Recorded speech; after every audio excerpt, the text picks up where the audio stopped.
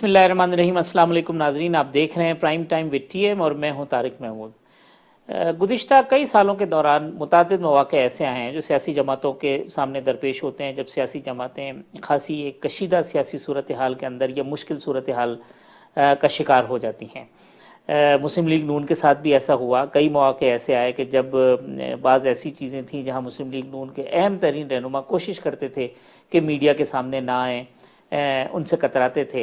लेकिन ये जो शख्सियत आज हमारी मेहमान है, इन्होंने हर मौके पे कठिन से कठिन मरहला था, मॉडल टाउन का मामला हो या कोई और मामला हो, जिस वक्त बाकी लोग अवॉइड कर रहे थे मीडिया को फेस करने के लिए, लेकिन ये शख्स जो है वो पाकिस्तान के हर टीवी टॉक शो में, हर मीडिया पर्सन के सामने ना सिर्फ मौजूद होता था, अवेलेबल होता था।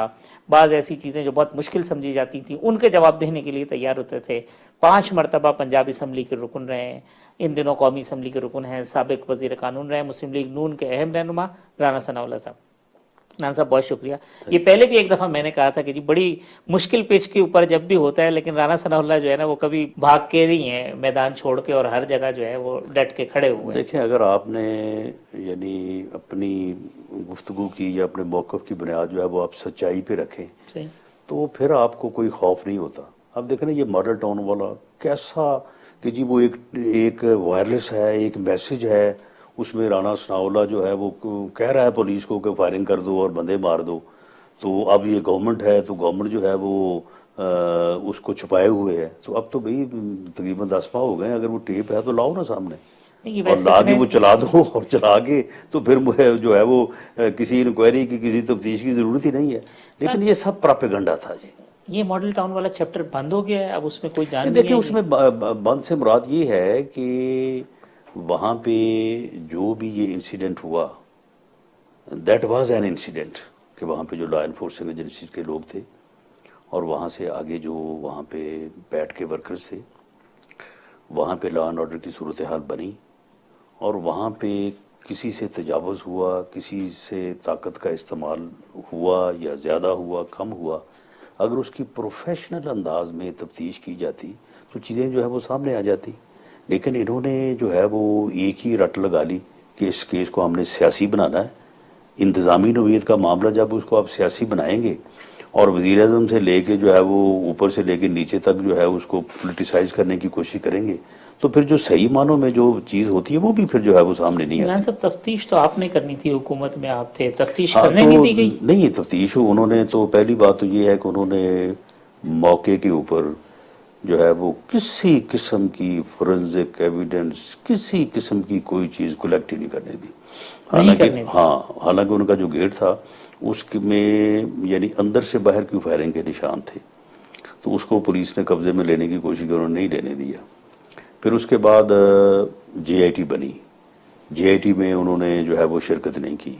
JIT ने अपनी तफ्तीश करके उसने को तकरीबन जो है वो पुलिस के 9 लोगों को जो है वो चालान किया और पॉलिटिकली उन्होंने इस बात को गलत साबित किया कि वहाँ पे कुछ साजिश के नतीजे में कुछ ये काम हुआ है।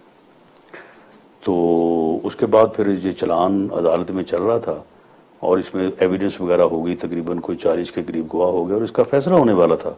उन्होंने आके इस्तग़ासा दायर कर दी। उन्होंने कहा कि जी ये ना हम तफ्तीश को मानते हैं, ना जो है वो हम इस जो है वो FIR को मानते हैं, हमारा ये मौक़िफ़ है। तो कानून ये है कि अगर एक मुद्दई आ जाए और वो कहे कि जी मैं खुद प्रोसिक्यूशन करूंगा इस्तग़ासे के ज़रिए से, तो फिर केस डॉर्मेंट हो जाता है, फिर वो इस्तग़ासे के ऊपर कार्रवाई होती है। आप समझते हैं कि ताहिरुल कादरी साहब ने या उनकी जमात ने सानिया मॉडल टाउन की जो तहकीकात थी या तफ्तीश थी वही रुकावट बने, और आज तक अगर मॉडल टाउन के मुतासरीन को इंसाफ नहीं मिला तो उसकी सबब ताहिरुल कादरी है? उसकी वजह ये है कि वो उसकी न तफ्तीश होने दी उन्होंने, ना अब अपने इस्तग़ासे को चलने दे रहे हैं। उनका एक ही है कि जी जो सियासी लोग हैं, वज़ीर-ए-आज़म से लेके नीचे लॉ मिनिस्टर तक, चीफ मिनिस्टर तक, वो कहते हैं जी इनको लाएं जी बीच में। नून लीग का जो मौक़िफ़ है और जो जिसका कुछ इजहार कर देते हैं, कुछ दबे अल्फाज में कहते हैं कि एक बड़ा ग्रेटर कॉन्स्पिरेसी गेम था उनके खिलाफ जब वो हुकूमत में थे, चाहे उसके अंदर वो इस्लामाबाद धरने हों, चाहे ये मॉडल टाउन का वाक़या मॉडल भी टाउन उसी का में आता वाक़या है। भी हो, चाहे फैज़ाबाद वाला हो, फिर डॉन लीग्स हो, बहुत सारी वो सीक्वेंस के साथ चीज़ें करते हैं।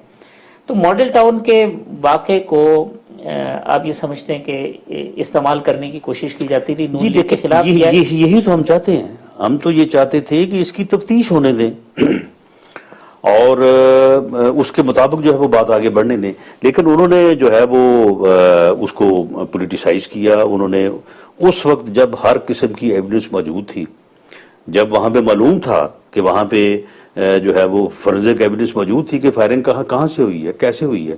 یعنی ان 10 میں سے ایک تو 10 کو 14 وہ بناتے ہیں، 10 میں سے تقریباً 6 لوگ ایسے ہیں کہ جن کو اوپر سے نیچے کو فائر لگا ہوا ہے. اب پولیس کا تو وہاں پہ ثابت نہیں ہوتا کہ وہ چھت کے اوپر تھی، وہ تو پولیس تو سامنے تھی، تو وہ کہاں سے فائرنگ ہوئی. یعنی وہ ان کے اپنے لوگوں کی گولیاں لگی؟ دیکھیں جی اب ہم تو کوئی بات نہیں کہتے، لیکن ہم تو یہ کہتے ہیں کہ ان چیزوں کی تفتیش ہونی چاہیے تھی جو انہوں نے نہیں ہونے دی. یعنی ایویڈنس جو ہے وہ موقع پہ انہوں نے کسی آدمی کو جو ہے نہ جے آئی ٹی کو نہ کسی تفتیشی ٹیم کو انہوں نے آنے نہیں اور دیا. پھر حکومت جانے کے بعد کیا ہوا؟ کیونکہ اب تو 10 ماہ سے تو آپ حکومت جانے میں کے نہیں. بعد پھر جو ہے انہوں نے پھر دوبارہ کہا کہ جی اس کی دوبارہ جو ہے وہ تفتیش کی جائے، جے آئی ٹی بنائی جائے. اب قانون یہ ہے کہ جب انہوں نے خود استغاثہ لے کے آ گئے، خود انہوں نے 1 سال میں پوری ایویڈنس پیش کی، تو پھر اس کے بعد تفتیش کس بات کی. نون لیگ نے بیچ میں کبھی بھی یا آپ نے کوئی ڈیل بنانے کی، لوگوں کو کمپنسیٹ کر کے جی خاموش کرانے کی کوئی کوشش تو دیکھیں نہیں کی؟ اس میں کوئی ڈیل والی بات نہیں ہے، نہ خاموش کروانے والی بات ہے. لیکن بہرحال وہ لوگ جو تھے وہ کوئی نہ تو ہمارے کوئی پولیٹیکل اپوننٹ تھے کہ ہم نے ان کے خلاف کوئی کارروائی کرنی صحیح. تھی. کوئی کسی جگہ کا مزدور ہے، کسی جگہ کوئی دکاندار ہے، غریب وہ لوگ ہیں. تو ہم نے جو ہے وہ ان کے ساتھ بات کی تھی. خرم نواز گنڈا پور صاحب کے ساتھ میری ملاقاتیں ہوئیں، میں ان کے گھر بھی گیا اور وہ معاملات جو ہے وہ تقریباً طے ہو گئے تھے. لیکن بس اس میں پھر جو ہے نا وہ کچھ ایسی چیزیں آئیں. انہوں نے پہلے جو ہے وہ مطالبہ کیا کہ نہیں کمپنسیشن جو ہے وہ اتنی ہونی چاہیے. پھر انہوں نے کہا کہ جی آپ ان کو نہیں دیں گے، ہمیں دیں گے، ہم خود آگے انتظام کریں گے.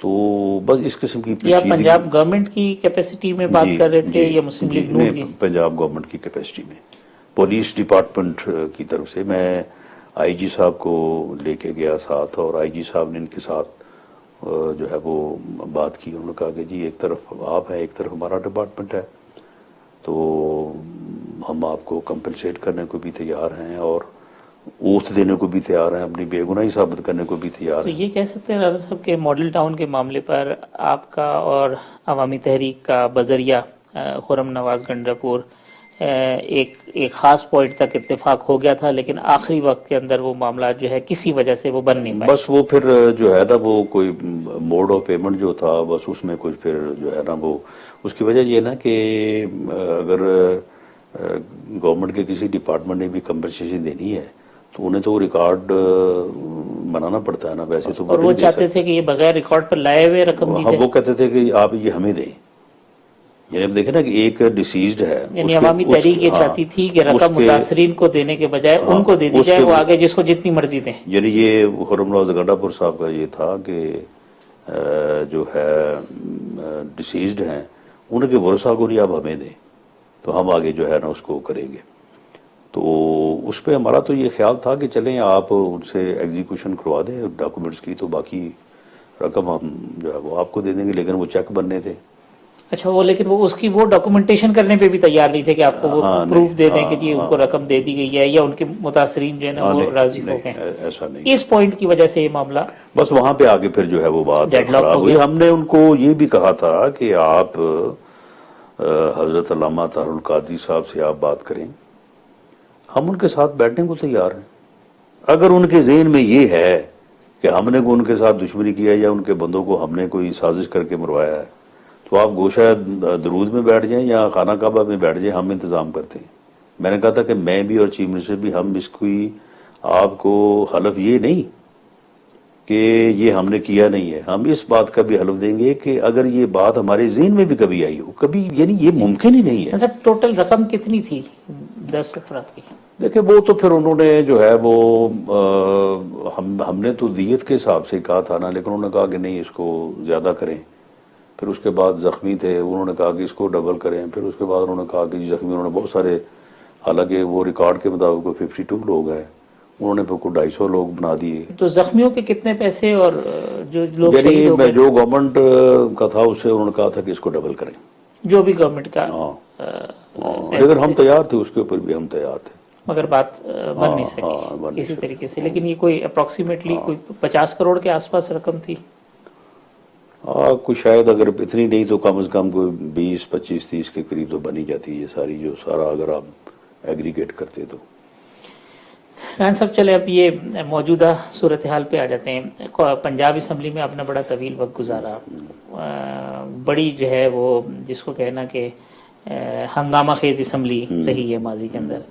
اب آپ قومی اسمبلی میں آئے ہیں، یہاں پہ بھی یہی ماحول ہے. حالانکہ جیسے اوپر پہلے کہتے تھے جی قومی اسمبلی کا ماحول صوبائی اسمبلیوں کے مقابلے میں بہتر ہوتا ہے، سینٹ کا ماحول اس سے بہتر ہوتا ہے، اب تو ساری ایک جیسی ہو گئی ہیں اسمبلیاں. دیکھیں بات یہ ہے کہ اس وقت جو لوگ برسر اقتدار ہیں ان کی فیتھ ہی نہیں ہے، نہ پارلیمنٹ میں نہ ڈیموکریٹک سسٹم میں. اور وہ یہ بھی سمجھتے ہیں، ان کو پتہ ہی ہے کہ ہم کوئی لوگوں کے ووٹ لے کے تو آئے نہیں، جس طرح سے آئے ہیں باہر جو مرضی وہ اپنا موقف اختیار کرے، اندر سے تو بندے کو پتہ ہوتا ہے. صحیح. تو اس لیے ان کا اس سسٹم میں کوئی فیتھ نہیں ہے، ان کا پارلیمنٹ میں کوئی فیتھ نہیں ہے. وہ کسی چیز کو جو ہے وہ پارلیمنٹ میں لا کے ڈسکس نہیں کرنا چاہتے. اب یہ کتنا بڑا معاملہ ہوا ہے نیب سے متعلق، کتنا بڑا معاملہ ہوا ہے وزیرستان سے متعلق، اس کے اوپر آج ڈسکشن تھی. اس کے اوپر اپوزیشن کی طرف سے پی ایم ایل این کے پارلیمانی لیڈر خواجہ آصف نے بات کی، اس کے بعد پیپلز پارٹی کے پارلیمانی لیڈر نے بات کرنی تھی، اس کے بعد ایم ایم اے نے بات کرنی وہ تھی. تو جب آپ کا کوئی بولتا ہے اس کے بعد مراد سعید کو کھڑا کر تو دیتے. انہوں نے دیکھے نا، یعنی نان سیریس کا بھی کوئی یعنی انتہا ہوتی ہے. وہ بھئی اس کو رسپونڈ وزیر دفاع کرے، انٹیریئر منسٹر کرے. آپ نے ایک ایسے آدمی کو کھڑا کر دیا ہے کہ جو گالی گلوچ نہ اس کی کسی بات کی سمجھ آتی ہے، اور اس کا بڑا متنازع سا اس کا ایک کریکٹر ہے وہ، اور آپ اس کو کھڑا کر دیں. متنازع کریکٹر اسمبلی کے اندر ہی اسمبلی نہیں، کے باہر اسمبلی کے اندر بھی اور باہر بھی جو ہے وہ. نہیں، آپ سیاسی کریکٹر کی بات کر رہے ہیں یا نہیں، کسی اور کی بات؟ میں اس کے ہول کریکٹر کی میں بات کر رہا ہوں. وہ بڑا ہی متنازع ہے، اور ان کو پتہ ہے. ان کا خیال یہ تھا کہ یہ جب کھڑا ہوگا نا تو اپوزیشن شور کرے گی، اور شور میں ہم اجلاس اڈین کر دیں گے. لیکن ہم نے پھر شور کرنا اس لیے مناسب یا احتجاج کرنا مناسب اس لیے نہیں سمجھا کہ معاملہ یہ بڑا سینسٹیو ہے، دونوں معاملے بڑے سینسٹیو ہیں. تو ہم نے پھر احتجاج کا طریقہ یہ اپنایا جو کہ ایک پارلیمانی طریقہ ہے، کہ ہم نے پھر جو ہے وہ اس کی تقریر کا وہ کہتے ہیں کہ آپ اپنی بائیکاٹ باتیں کر کرتے دیا. ہیں، باتیں کر کے چلے جاتے ہیں، ہماری نہیں بات سنتے ہی نہیں. ہم نے اس کی تقریر کا بائیکاٹ کیا تھا. اس کے بعد ہم نے واپس آ کے اپنی بات کرنی تھی، لیکن اسی دوران انہوں نے اس کی تقریر ختم ہوئی ہے تو بھاگ گئے. صاحب ایک بریک لے لیتے ہیں، بریک کے بعد آئیں گے تو ہم پنجاب کی سیاست پہ اور پھر جو حکومت کی معاشی پالیسی اور جو دیگر امور ہیں اس پہ بات کریں گے. تو ایک وقفے کے بعد آتے ہیں تو رانا ثناء اللہ صاحب سے گفتگو کرتے ہیں.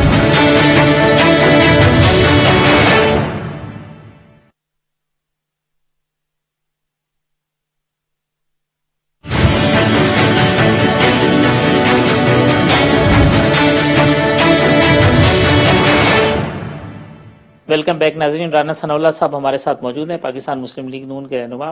رانا صاحب ابھی آپ کو پنجاب کے صدر کی ذمہ داری دی گئی ہے، گڑھ ہے مسلم لیگ کا. مسلم لیگ نون کے ورکر کے بارے میں کہتے تھے کہ نہ اس نے مارے کھانی ہے نہ کچھ اور کرنا ہے. اب اگر مزاحمتی سیاست کی طرف جاتے ہیں، احتجاج کی سیاست کی طرف جاتے ہیں، تو اتنا پوٹینشیل نون لیگ کے ورکر میں ہے کہ وہ مارے کھائے گا، دھکے کھائے گا، سڑکوں پہ احتجاج کرے گا، یا نہیں ہے؟ پولیٹیکل پارٹی کی جدوجہد جو ہے وہ ایک سیاسی جدوجہد ہوتی ہے. ٹھیک. اس کے احتجاج کے طریقے ہوتے ہیں. اس نے کوئی مزاحمت اس طرح سے تو نہیں کرنی کہ اس نے اسٹیٹ کے اداروں کے ساتھ جو ہے وہ اس نے کوئی ہتھیار اٹھانے ہیں. تو ہمارا کوئی ایسی پلاننگ نہیں ہے کہ ہم اس بارے میں جو جمہوری طور طریقہ ہے احتجاج کرنے کا، ہم اس طریقے کو جو ہے وہ آپ نہیں کریں گے، اور ہم اس سے ہٹ کے کوئی کسی قسم کا جو ہے وہ طریقہ کار جو ہے وہ اختیار کریں گے. حکومت آپ گرانا چاہتے بھی ہیں کہ نہیں چاہتے؟ آپ یہ چاہتے نہیں جی ان کو کرنے دے حکومت، ہم ذرا تھوڑا سا عرصہ اپوزیشن کریں، ٹھیک ہے پھر جائیں؟ دیکھیں اس میں یہ ہے کہ 3 ماہ میں یا 6 ماہ میں تو ہم بالکل گرانا نہیں چاہتے تھے. آئندہ اچھا پہلے 6 ہاں ماہ میں. بالکل، اس میں کوئی شک نہیں ہے. ہماری پارٹی کے اندر اس بارے میں گفتگو ہوئی، اور اس بارے میں ہماری ٹاپ لیڈرشپ نے بھی اور سیکنڈ لیول لیڈرشپ نے بھی سب نے کہا کہ جی یہ کوئی طریقہ نہیں ہے، اگر آپ 3 ماہ بعد ہی شروع ہو جائیں گے تو پھر تو ان کے لیے بڑا جواز ہوگا کہ جی ہمیں تو انہوں نے ٹائم ہی نہیں دیا۔ کم از کم 1 سال، کم از کم 1 بجٹ، اور اس پرفارمنس کی بنیاد پر جو ہے وہ لوگوں کو متحرک کیا جائے۔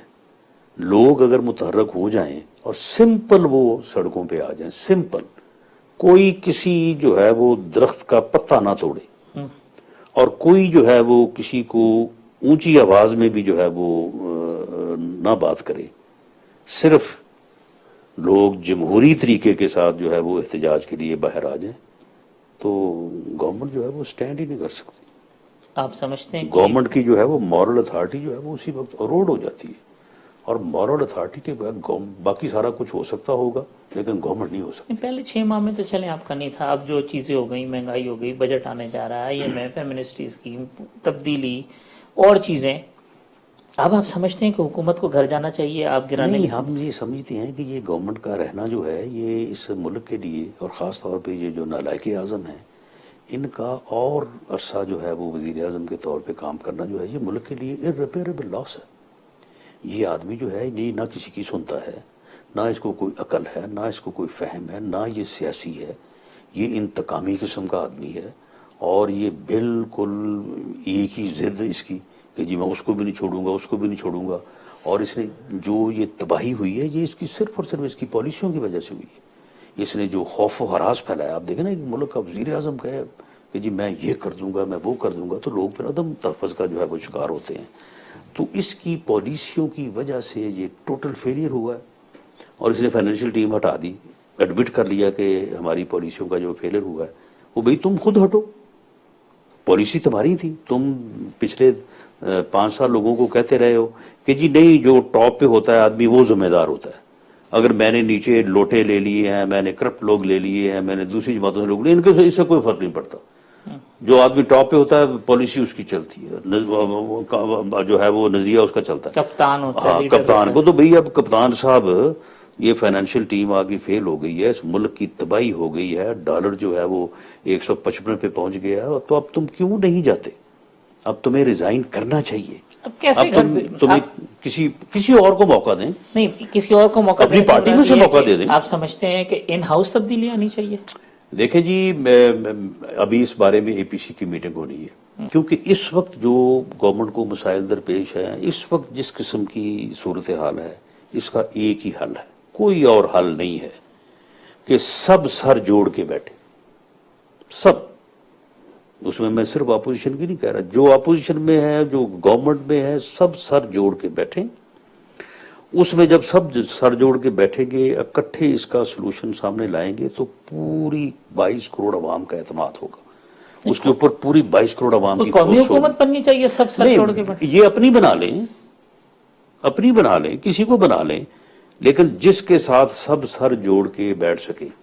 ویسے میں یہ آن ریکارڈ یہ بات کہہ دوں کہ اپوزیشن تو اس کے ساتھ بھی سر جوڑ کے جو ہے وہ بیٹھنے کو تیار تھی۔ آپ کے علم میں ہے کہ اپوزیشن نے، مثال کے طور پہ لیڈر آف دی اپوزیشن اس وقت، ان کے خلاف انکوائریز بھی چل رہی تھی، ان کو اریسٹ، میرا خیال ہے پتہ نہیں وہ اریسٹ ہو گئے تھے یا کوئی چند دن بعد کیا، انہوں نے آن دی فلور آف دی ہاؤس کہا، انہوں نے کہا کہ عمران صاحب یہ جس قسم کی آپ نے پالیسیز اپنائی ہیں اس سے تباہی ہو جائے گی، آئیں بیٹھیں چارٹر آف کہیں ایسا تو اکانومی نہیں کہ کریں۔ وہ اگر بیٹھ جاتے لیکن انہوں نے کہا کہ نہیں، آپ تو ڈاکو ہیں، آپ تو چور ہیں، میں آپ کے ساتھ کیسے بیٹھوں گا، میں نے تو آپ کو جیل لے کے جانا ہے۔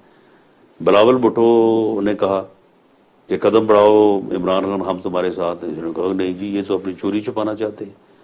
بھئی بات یہ ہے کہ تم چوری یا کرپشن اس کے لیے نیب ہے نا، اس کو تم انڈیپینڈنٹ رہنے دو، اور اس کے وہ انڈیپینڈنٹ اپنا کام کرنے دو، تمہارا اس کام سے کیا غرض ہے، تمہارا اس سے کیا لینا دینا ہے، تم اس کو اپنا کام کر دو، تم اپنا کام کرو۔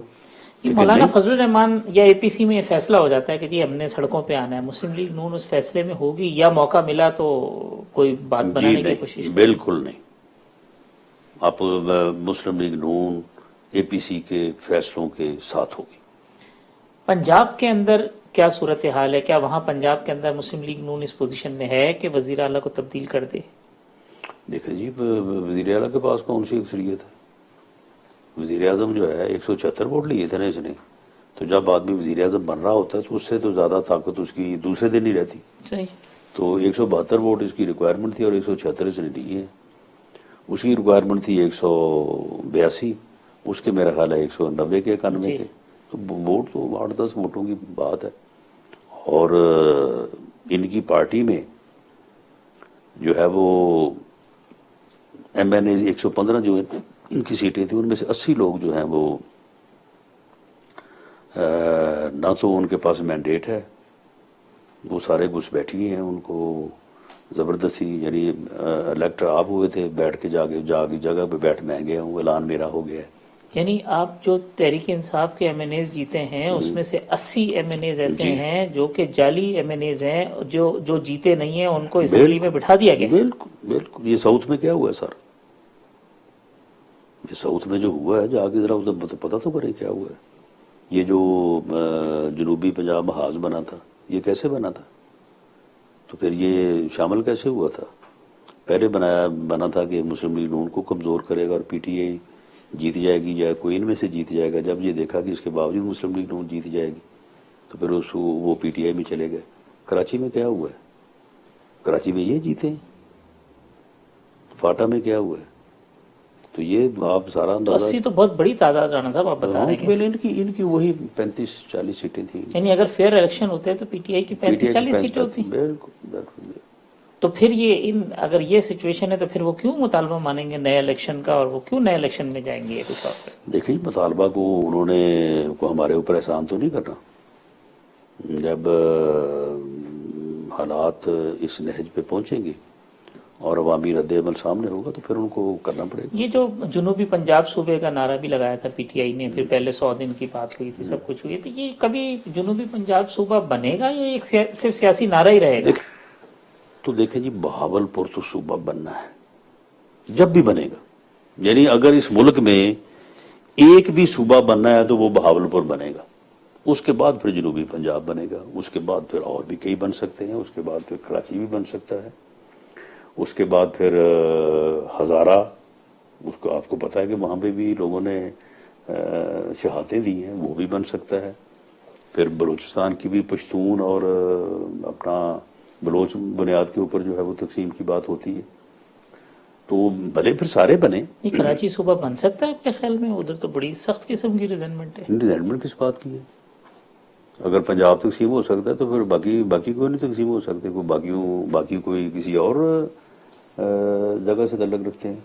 تو اس لیے جو ہے اب دیکھیں انہوں نے جن لوگوں نے یہ جنوبی پنجاب کا جو ہے وہ شوشہ چھوڑا تھا, تو اب دیکھیں نا کہ NA 120 میں صرف مسلم لیگ کو ہروانے کے لیے جو ہے وہ تحریک لبیک کو کھڑا کر دیا گیا. پھر کیا بنا بعد میں؟ تحریک لبیک پوری ریاست نے بھگتا نا پھر ان کو, جی پوری ریاست نے بھگتا, اور ابھی پتہ نہیں اس کے اثرات جو ہیں وہ ظاہر ہوئے یا نہیں ہوئے. صرف NA 120 کے الیکشن کے لیے تحریک لبیک کو کھڑا کیا گیا. بالکل. الیکشن تحریک لبیک کو بنانے, پرموٹ کرنے, ہمیں کافرت قرار دلوانے, ہمارے خلاف ختم نبوت کی تحریک چلوانے کا ایک ہی مقصد تھا کہ مسلم لیگ نون کا وہ مذہبی ووٹ جو ہے وہ کٹے, مسلم لیگ نون کی سیٹیں کم ہوں, مسلم لیگ ہارے اور یہ پی ٹی آئی کو فائدہ ہو. تو 2018 کے الیکشن میں مسلم لیگ نون کو ان گروپوں کے کھڑے ہونے سے نقصان ہوا؟ جی بالکل. اگر یہ ساری چیزیں نہ ہوتی تو مسلم لیگ نون جو ہے وہ تو اس کی کم از کم پنجاب میں نیشنل کی 110 سیٹیں ہوتی, اور جو ہے صوبائی میں کم از کم جو ہے وہ 215-20 کے قریب سیٹیں ہوتی. سب ایک وقفہ لے لیتے, وقفے کے بعد آتے ہیں تو پھر اپنے پروگرام کو کنکلوڈ کریں گے. تو ایک وقفے کے بعد آتے ہیں تو رانا ثناء اللہ صاحب سے دوبارہ اپنی گفتگو جاری.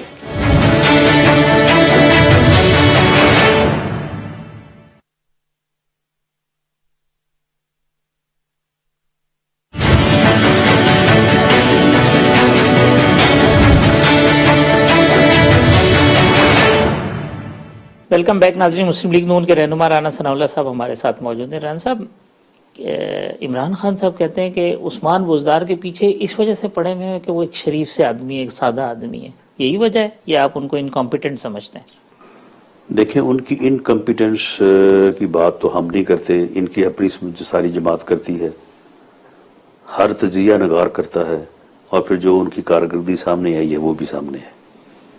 اب دیکھیں کہ ایک آدمی جو ہے جس کو اگر یہ پارلیمنٹری سیکرٹری بنا دیتے نا تو خدا کی قسم وہ اپنے گھر میں 3 دن ڈھول بجاتا وہ. یعنی عثمان بزدار صاحب اگر خالی پارلیمنٹ بھئی بات یہ ہے کہ 2013 میں جو ہے وہ ہمارے ٹکٹ پہ جو ہے اس نے الیکشن لڑا ہار گیا. اس سے پہلے اس کا والد ہمارے ساتھ 2 مرتبہ رہا ہے, میرا کلیگ رہا ہے, اور ان کی تو یہ سوچ ہی نہیں تھی. وہ تو پارلیمنٹ سیکرٹری بن جاتا تو 3 دن ڈھول بجاتا وہ. انہوں نے اس کو وزیر اعلیٰ بنا دیا. اس غریب کو پتہ ہی نہیں ہے, اس کا کوئی ایکسپوجر ہی نہیں ہے. اور دوسرا یہ ہے کہ ان کے جو ان کی کوئی سٹینڈنگ نہیں ہے پی ٹی آئی میں. وہ تو اس وقت آئے ہیں جب یہ الیکشن ہو رہے تھے. یہ جنوبی پنجاب جب محاذ بنا نا تو محاذ کے ساتھ ہی آئے وہ. تو اب جو سینئر لوگ ہیں پی ٹی آئی کے, جو سینئر منسٹر ہیں, وہ تو اس کو گھاس ہی نہیں ڈالتے. یعنی کوئی اس کا کنٹرول نہیں ہے پوری گورنمنٹ کو. یعنی وزراء ان کے قابو تو میں بات یہی کیا بات یہ ہے کہ اب مثال کے طور پہ میری پارٹی میں ایک پوزیشن ہے نا, تو کل کو اگر کل کو آنے والا آدمی جو ہے وہ اس کو میرے اوپر بٹھا دیں گے تو اس کی میرے اوپر کیا اتھارٹی ہوگی. اس کی ایک مورل اتھارٹی بھی تو ہوتی ہے نا. تو اس وقت بزدار غریب کا تو کوئی حال ہی نہیں ہے. وہ تو بس صرف ایک جو ہے وہ مورے کے طور پہ بیٹھا ہے. پنجاب کو یہ کنٹرول کر رہے ہیں بنی گالہ سے. وہاں پہ جو ایک کچن کیبنٹ بیٹھی ہے نا عمران خان کی, وہ پنجاب چلا رہی ہے. تو کمزور وزیر اعلیٰ رکھا گیا تاکہ بنی گالہ سے پنجاب کو چلایا جا سکے, یا کوئی اور روحانی معاملہ؟ نہیں, یہی معاملہ. کمزور آدمی جو ہے وہ رکھا گیا ہے تاکہ نان انٹینٹی وہاں پہ بیٹھی ہو اور یہ بنی گالہ سے معاملات کو چلائیں. اور یہ ایسے ہی چلائیں گے اس کو؟ چلا رہے ہیں, لیکن پھر چلتے تو نہیں ہے نا اس طرح سے معاملات. ریزنمنٹ کتنی ہے پی ٹی آئی میں لوگوں سے؟ بہت زیادہ ریزنٹمنٹ ہے, بہت زیادہ ریزنٹمنٹ ہے. دیکھیں ہمارا تو کوئی تعلق نہیں ہے, لیکن اگر ایک سیاسی جدوجہد کے نتیجے میں عمران خان صاحب کو یہ حق پہنچتا ہے کہ وہ وزیر اعظم بنے ملک کے, تو جن لوگوں نے جس پوزیشن میں جدوجہد کی ہے ان کا بھی حق بنتا ہے کہ وہ وزیر بنے, وہ وزیر اعلیٰ بنے. پنجاب میں علیم خان پوٹینشیل کینڈیڈیٹ تھے وزیر اعلیٰ کے سب سے. بالکل, علیم خان اور جو ہے اپنا جہانگیر ترین, اگر ان دونوں کو پی ٹی آئی سے نکال دیں تو پنجاب میں پی ٹی آئی جو 15% بچتی ہے. پی ٹی آئی ان 2 لوگوں کے اوپر کھڑی ہوئی ہے پورے پنجاب میں, شاہ محمود قریشی, چودھری سرور. میں کہتا ہوں کہ ان 2 لوگوں کا پیسہ, ان کی محنت, ان کی, یہ دونوں وائز لوگ ہیں پولیٹیکلی. میرے بے شک ہمارے مخالف ہیں, لیکن معاملہ فہم لوگ ہیں, معاملات کو بہتر طریقے سے مینج کرنا جانتے ہیں, جہانگیر ترین صاحب بھی اور علیم خان صاحب بھی. تو اب بھی یہ معاملہ فہم لوگ عمران خان کو نہیں سمجھاتے کہ یار اپوزیشن کے ساتھ بس دیکھیے ایک حد تک ہوتا ہے نا. جہانگیر ترین جو ہے وہ کچھ معاملات میں جو تھوڑی بہت کسی جگہ پہ کوئی وائز آپ کو چیز نظر آتی ہے تو وہ ان لوگوں کی وجہ سے, ورنہ یہ تو بالکل فارغ ہیں. ران صاحب, یہ شہباز شریف صاحب پہلے کہہ رہے تھے جی پہلے آ جائیں گے, پھر کہا بجٹ سیشن میں آ جائیں گے. اب ایسی اطلاعات آ رہی ہیں کہ شاید بجٹ سیشن کے آخر تک بھی مشکل نہیں. انشاءاللہ وہ بجٹ سیشن جس دن بجٹ پیش ہوگا انشاءاللہ وہ قومی اسمبلی میں ہوگا. یعنی اس کا مطلب ہے کہ 11 جون کو اگر بجٹ پیش ہوتا ہے تو شہباز یعنی صاحب سے وہ پہلے کیونکہ بجٹ پیش ہو رہا تھا 21 کو, جی, تو ان کا یہ پروگرام تھا. وہ 18 کو آ رہے تھے باقاعدہ, انہوں نے اپنی سیٹ وغیرہ بھی ساری کر لی تھی. لیکن اس کے بعد پھر یہ ہوا کہ چلا گیا یہ 11 پہ, تو انہوں نے پھر فردر جو ہے وہ ان کے یہ کیسز کا سامنا کر رہے ہیں. نواز شریف صاحب بھی, شہباز شریف صاحب بھی کیسز کا سامنا کر رہے ہیں, مریم صاحبہ بھی سامنا کر رہی ہیں.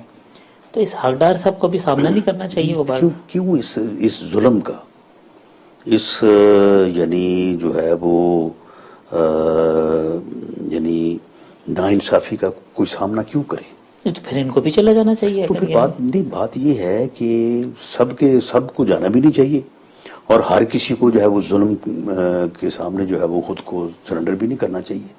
یعنی یہاں پہ کوئی انصاف ہو رہا ہے, کوئی تفتیش میں یا کوئی فیصلے میں, یہاں پہ تو یعنی ایسی ظلم کی داستانیں ہیں کہ وہ آدمی اپنی زبان پہ نہیں لا سکتا.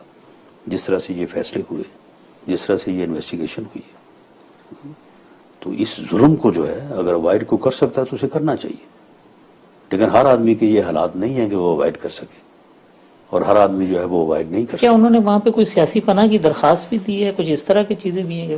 کنہوں نے؟ اسحاق ڈار صاحب نے. اسحاق ڈار صاحب کا میرے علم میں نہیں ہے, لیکن میرا نہیں خیال کہ انہوں نے کوئی سیاسی پناہ کے لیے درخواست دی ہے. اس کی وجہ ان کے خلاف پولیٹیکلی موٹیویٹڈ کیس ہیں, ان کو سیاسی پناہ نہ بھی لیں تب بھی میرا نہیں خیال کہ ان کو جو ہے وہاں پہ کوئی پریشانی آ سکتی. خان صاحب, شیخ رشید صاحب سے آپ کی مطلب اتنی محبت کیوں ہے؟ آپ اتنا جو ہے وہ ان کے ساتھ جس کو کہنا ترکی بترکی جواب دینا یا بالکل. دیکھیں یہ میں جو ان کو کہہ رہا ہوں نا, بھنڈی کا شیطان, خدا کی قسم یہ واقعی شیطان ہے. یہ اتنا غلیظ آدمی ہے, اتنا گھٹیا آدمی ہے. میں نے اس کو خود دیکھا ہوا ہے جب یہ یعنی میاں نواز شریف کے ساتھ تھا. آپ اس کی وہ پرانی کو نکلوائیں ویڈیوز. جس وقت مارشل لا لگا یہ میاں نواز شریف کے ساتھ تھا, یہ وزیر تھا, یہ چھپ گیا اور پھر اندر و اندر جو ہے وہ سمجھوتا کر کے باہر آیا اور پھر آ کے میاں نواز شریف کے نام پہ اس نے الیکشن لڑا. اس نے کہا کہ میں 2 سیٹوں سے الیکشن لڑ رہا ہوں, جیت کے نواز شریف کے قدموں میں رکھوں گا. اب آپ مجھے یہ بتائیں کہ تم میاں نواز شریف کی لیڈرشپ میں اتنا عرصہ رہ کے اتنا فیض یاب ہو کہ تم شیخ یعنی چیدے ٹلی سے تم شیخ رشید بنے ہو, وہ تمہیں ان کے خلاف بات کرتے ہوئے کچھ نہ کچھ جو ہے کوئی لحاظ تو کرنا چاہیے نا. میں اپنی سیاسی زندگی کے اوائل میں پیپلز پارٹی میں تھا. 28 سال ہو گئے ہیں میں نے پیپلز پارٹی چھوڑ دی ہے, لیکن ان 28 سالوں میں نے بھٹو فیملی کے خلاف کبھی بات نہیں کی, بنتی نہیں ہے. ایسا تو نہیں آپ نے بھی ایسی کوئی تکلیف دکھ پہنچایا ہو کہ شیخ صاحب کو بڑی جو ہے نا دل میں لگی ہو بات؟ چلو سارا اگر دکھ پہنچ بھی گیا تو اب جب یہ میاں صاحب آئے تھے 2008 میں باہر سے, خدا کی قسم میں نے ان آنکھوں سے اس بندے کو طرح پوچھا لاتے ان کے پیچھے دیکھا کہ مجھے پارٹی میں لے لیں. 2008 میں شیخ رشید نون لیگ میں آنا چاہتے تھے؟ جی بالکل. اور اب مجید نظامی صاحب دنیا میں نہیں رہے, یہ ان کے پاس گئے, ان سے سفارش کروائی اور انہوں نے ویسے اس وقت وہ اللہ ان کو غریق رحمت کرے, انہوں نے کہا تھا میاں نواز شریف سے کہ اسے لے لو. میاں صاحب نے کہا کہ جی میرا اپنا دل بھی نہیں مانتا اور میری پارٹی کے لوگ بھی نہیں مانتے. لیکن وہ مشرف کے تو اتنے لوگوں کو میاں صاحب نے لے لیا تھا, ایک شیخ رشید کو بھی لے لیا. بس یعنی لوگوں کی ایک اپنی بات ہوتی ہے نا. تو مجید نظامی صاحب نے اس وقت میاں صاحب سے کہا کہ دیکھو اس کے منہ سے کتا بندھا ہوا ہے, یہ بہت زیادہ آپ کو جو ہے نا یہ آپ اس کو لے لیں. لیکن میاں صاحب میرا خیال ہے, خیال سے مراد یہ کہ میری بات تو نہیں ہوئی اس بارے میں, کوئی اندازہ ہے کہ وہ تیار ہو گئے تھے کیونکہ وہ مجید نظامی صاحب کی بڑی عزت کرتے تھے. لیکن یہ ہے کہ پھر لوگ نہیں مانے وہ پنڈی کے ہمارے. صحیح.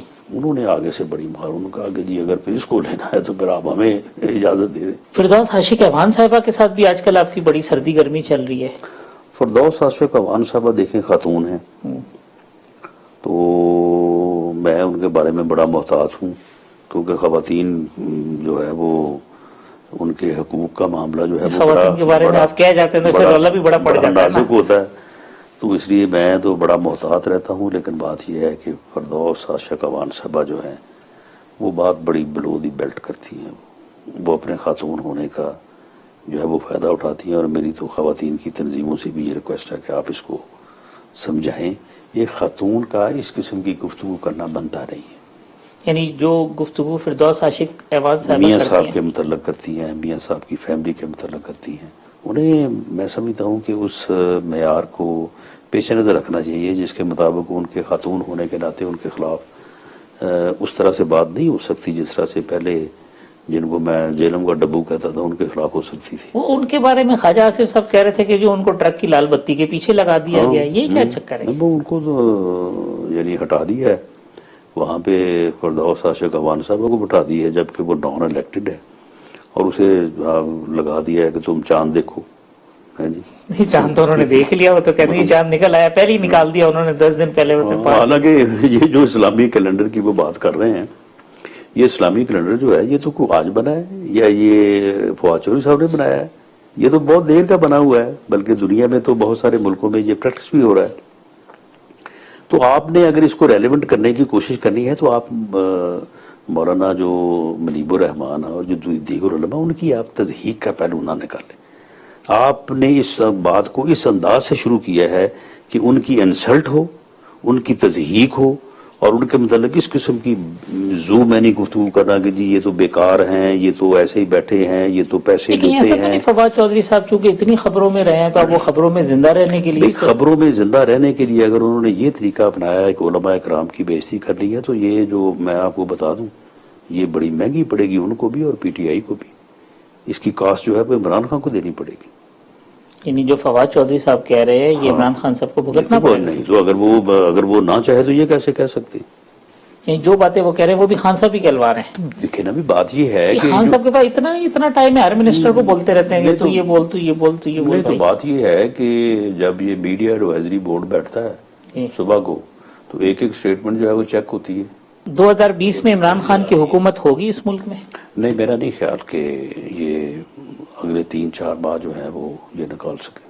اور ایک بات جو میں پہلے ڈسکس کرنا چاہتا تھا وہ میں بھول گیا، وہ یہ تھی کہ مریم نواز صاحبہ کو آپ کو خطرہ ہے کہ الیکشن کمیشن سے نااہل قرار دلوا دیا جائے گا؟ کر دیں جی.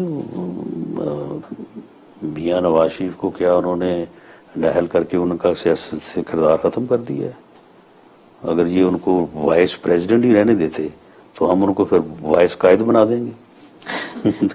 بہت شکریہ رانا ثناء اللہ صاحب. مسلم لیگ نون کے رہنما سابق وزیر قانون صوبائی رانا ثناء اللہ صاحب کی مزیدار گفتگو آپ نے سنی. کل اس پروگرام میں دوبارہ ملاقات ہوگی. اللہ حافظ.